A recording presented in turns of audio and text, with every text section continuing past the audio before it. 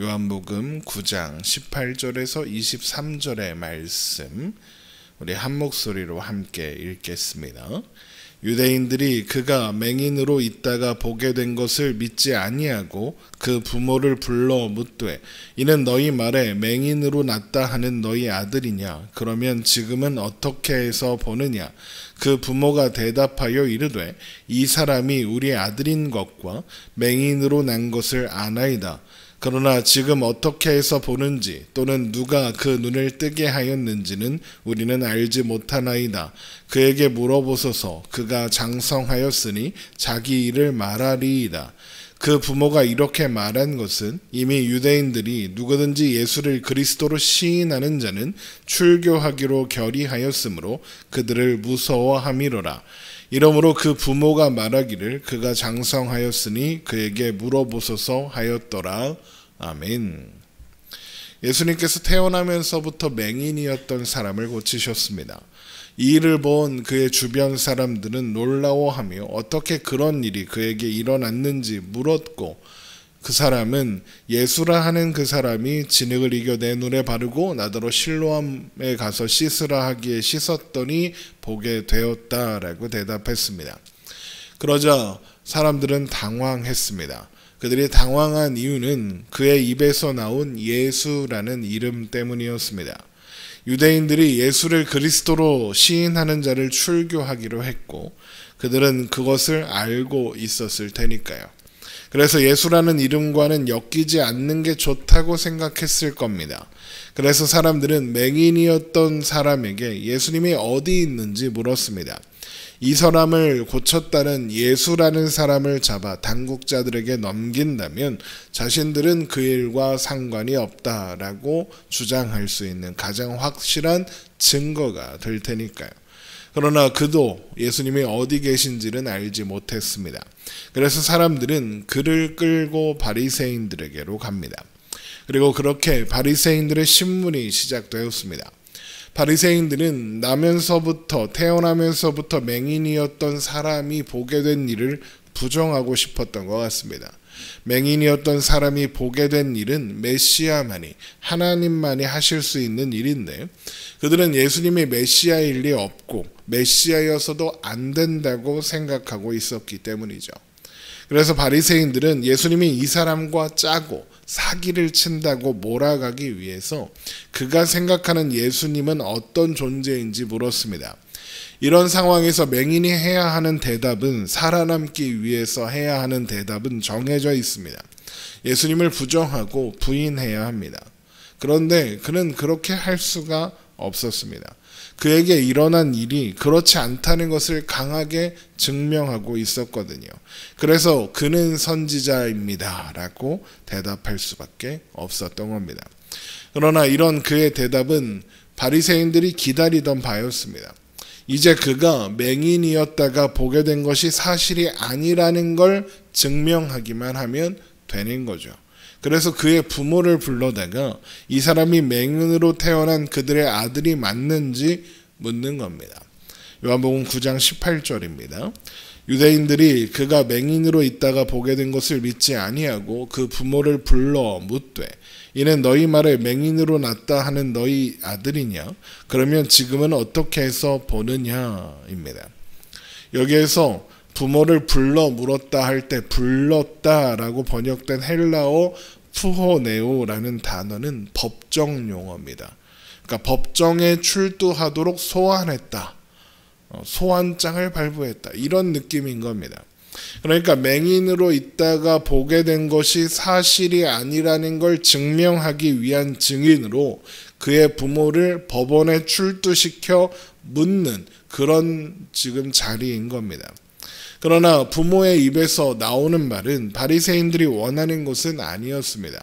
그의 부모들이 그가 자신들의 아들이 맞고 그리고 그는 분명 맹인으로 태어났다고 대답했기 때문이죠. 요한복음 9장 20절입니다. 그 부모가 대답하여 이르되 이 사람이 우리 아들인 것과 맹인으로 난 것을 아나이다. 하지만 그의 부모들은 그에게 일어난 일이 어떻게 된 일인지 또 누가 그렇게 해준지는 모른다. 그러니 아들에게 직접 물어봐라 라고 말합니다. 요한복음 9장 21절입니다. 그러나 지금 어떻게 해서 보는지 또는 누가 그 눈을 뜨게 하였는지 우리는 알지 못하나이다. 그에게 물어보소서. 그가 장성하였으니 자기 일을 말하리이다. 그의 부모가 이런 말을 하는 이유는 뭐냐? 자기 아들과 자신들을 법적으로 분리하려는 겁니다. 자기 아들에게 일어난 일이 무엇이든 우리는 상관없는 일이다. 우리는 모르는 일이다. 아들과 관련된 법정에서 우리는 제외시켜달라. 이런 의미입니다. 그의 부모가 이렇게까지 자신들과 아들을 분리하려는 이유는 출교가 두려웠기 때문입니다. 요한복음 9장 22절입니다. 그의 부모가 이렇게 말한 것은 이미 유대인들이 누구든지 예수를 그리스도로 시인하는 자는 출교하기로 결의하였으므로 그들을 무서워함이로라. 이러므로 그 부모가 말하기를 그가 장성하였으니 그에게 물어보소서 하였더라. 이런 부모들의 행동은 자식을 외면하는 행동처럼 보이지만 한편으로는 가족을 지키기 위한 행동이었을 겁니다. 그들에게는 태어나면서부터 맹인이었던 이 아들 말고도 다른 자식들도 있었을 테고, 혹 이 일로 인해서 부모가 출교를 당하게 되면 자녀들도 동시에 출교를 당하게 되고 어려움을 당하게 되는 겁니다. 뿐만 아니라 자신이 속해 있는 이 마을 공동체까지도 피해가 갈 수 있습니다. 이 마을 공동체가 모르는 사람이 서로 섞여 있는 오늘날의 모습과는 달리 다 친족으로 이루어져 있습니다. 그러니까 여기에서 이 아들이 받게 되는 판결을 부모와 연관짓게 되면 가족은 물론이고 공동체까지 어려움을 당할 수 있는 그런 상황인 거죠. 그래서 법정에서 자신들을 아들과 분리하는 것이, 그래서 처벌이 있더라도 이 아들에게만 미치게 하는 것이 그들이 선택할 수 있었던 최선인 겁니다. 물론 부모도 다 알았을 겁니다. 하지만 태어날 때부터 맹인이라서 소망도 기대도 없었던 아들에게 새로운 소망이 시작되었다는 것, 그의 인생은 이제부터라는 것 몰랐을 리 없습니다. 하지만 그들에게는 그 아들 말고도 지켜야 할 것이 있었고 그 모든 것을 이 아들 하나를 위해서 희생할 수는 없었던 겁니다. 그래서 지금까지 아무런 소망 없이 살았던 그가 혼자 고생하는 편이 가족 전체, 나아가 마을 전체가 어려움을 당하는 것보다는 낫다고 생각하고 이렇게 대답하는 겁니다. 이런 것처럼 유대인들은 예수님과 예수님의 활동에 가담하는 사람들, 그러니까 예수님을 그리스도로 시인하는 사람들의 친구, 가족, 같은 마을 사람들까지도 법적으로 협박하고 있는 겁니다. 그래서 부모조차 아들에게 일어난 일을 기뻐할 수 없게 만들었습니다. 이런 부모의 모습은 매정해 보일 수도 있고 비겁해 보일 수도 있습니다. 하지만 이미 예수님에 대한 유대인 사회의 분위기는 험악했던 겁니다. 예수님에 대한 유대인들의 결론은 이미 내려져 있었고 예수님께서 무엇을 말씀하시든지 무슨 일을 하시든지 예수님을 하나님으로부터 보냄을 받은 그리스도가 아니라는 판단이 이단이고 신성 모독하는 사람들을 미혹하는 사람이라는 판단이 이미 내려져 있는 겁니다. 그래서 예수님을 그리스도로 인정하는 자가 있다면 출교하겠다라는 법까지 만든 겁니다. 예수님과 엮이면 유대인 사회에서 쫓아내겠다. 이런 극단적인 방법으로 예수님이 유대인 사회에 영향력을 미치려는 것을 막으려는 겁니다. 그들에게 예수님은 이미 거짓을 전파하는 이단에 불과한 존재였던 거죠. 그러나 이런 험악한 분위기 때문에 맹인이었던 사람이 보게 되었는데도 아무도 기뻐하지 못하는 겁니다. 그가 보낸 것을 처음 발견한 주위 사람들은 물론이고 친족들과 가족들, 부모조차 기뻐하지 못합니다. 기뻐할 수가 없는 겁니다.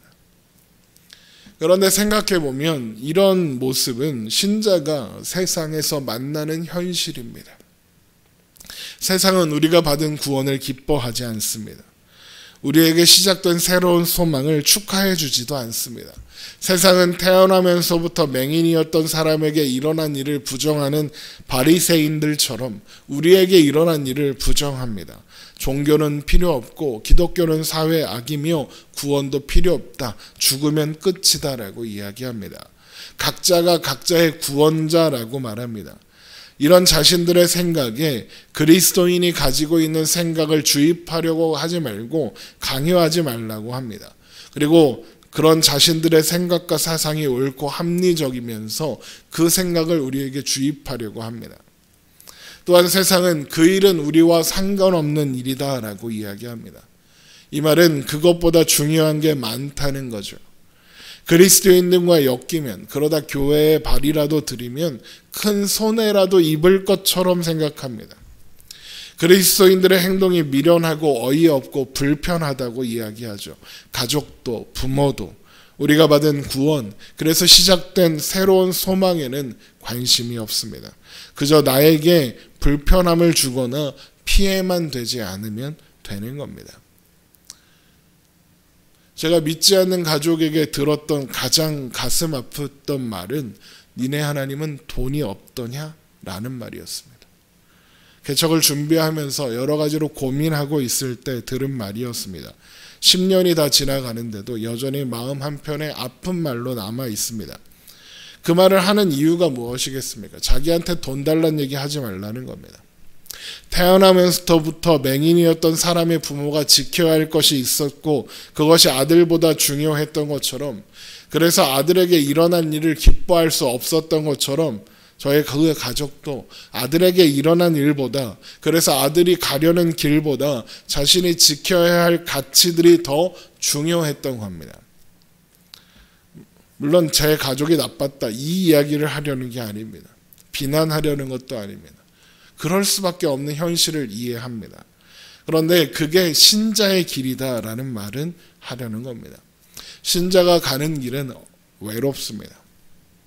외면도 당하고 박해도 받습니다. 그래서 고난이나 어려움을 겪을 수도 있습니다. 그러나 우리는 우리에게 일어난 일을 부인할 수 없습니다. 그래서 오늘도 우리는 신자로 살아가는 겁니다. 세상이 기뻐해 주지 않아도, 내가 아는 주위 어떤 사람도 그 길을 축복하고 축하해 주지 않아도 그렇게 우리는 오늘을 살아가는 겁니다. 우리에게 일어난 일이, 우리가 받은 구원이, 그래서 만나게 된 예수 그리스도 그 이름이 그런 것들과는 비교할 수 없을 만큼 더 귀하고 더 복되기 때문입니다.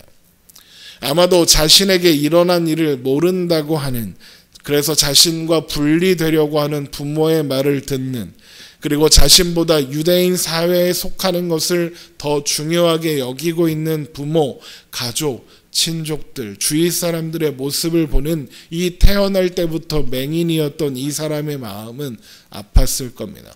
고통스러웠겠죠. 그러나 그는 자신에게 일어난 변화를 부인할 수는 없었습니다. 아무것도 보지 못하고 살았던 삶에 빛이 되신 분을 부인할 수는 없었습니다. 결국 그는 가족과 친족과 유대인 공동체에서 버림받을 겁니다. 맹인으로 구걸하던 시절보다 더 큰 어려움을 겪을 수도 있습니다. 하지만 이제 그는 혼자가 아닙니다. 쫓겨난 그를 예수님이 찾아가 만나십니다. 그리고 그와 함께 하십니다. 우리는 언제나 혼자가 아닙니다. 우리는 한 번도 혼자였던 적이 없었으며 앞으로도 영원히 그럴 겁니다. 우리에게는 세상 끝날까지 우리와 함께 하시겠다는 주님의 약속이 있고 그와 같이 버려두지 않겠다는 주님의 약속이 있습니다. 그리고 그 약속대로 우리 안에 계시는 성령님께서 우리와 함께 하시고 하늘 보좌에 앉으신 예수님께서 우리의 삶을 통치하고 다스리며 인도하고 계십니다. 또한 같은 믿음을 공유하고 있는 수많은 믿음의 동지들도 있습니다. 함께 예수 그리스도 안에서 살아가는 교회가 있습니다. 그래서 우리는 혼자여도 외롭지 않을 수 있습니다.